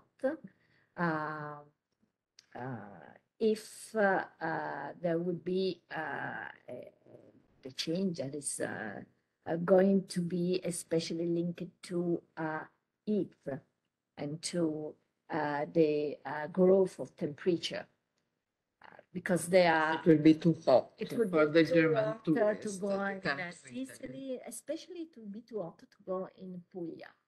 In Puglia, not Yeah, Sicily. not Sicily. The region that would be the hottest one would be Puglia. You better go now. Yeah, or in spring, in autumn, but not in summer. And that is a very important issue for that region, but also for the other one, because we can't go ski anymore. Yes. It is unsustainable even nowadays, but it would be more in the next years. So the whole touristic industry have to change paradigm in Italy. Then we are working on decarbonization of cultural and creative industries with a big survey to understand what are the policies, what are the best practices now, what are they doing, if they are considering the theme of decarbonization or not. And we want to suggest some policies and to the ministry and some best practices to the organization. And then we are working with Legambiente Piemonte Val d'Aosta and Circolo del Design to deliver a course for cultural enterprises and green expert to help them in drafting their climate change plan to address all the issue, both at the organization level, the premises, think about the heating or the climate. You need to have inside museum, for example, but also to add them in drafting new content and new way to deliver content to work with the audience. Thank you very much. I think we are. I thank all the participants, the speaker at the meeting, all the students that remain until the end. They deserve really a special thank, a prize. The subject is so large, so interesting, so in evolution also, that we will have our meeting. If you don't mind, I will share with them the link of the seminar that you organize, if you want to follow and so on, because it will be a possibility to create a bunch of additional experts that discuss the field that they follow you. Thank you very much to all. Thank you very much. Bye.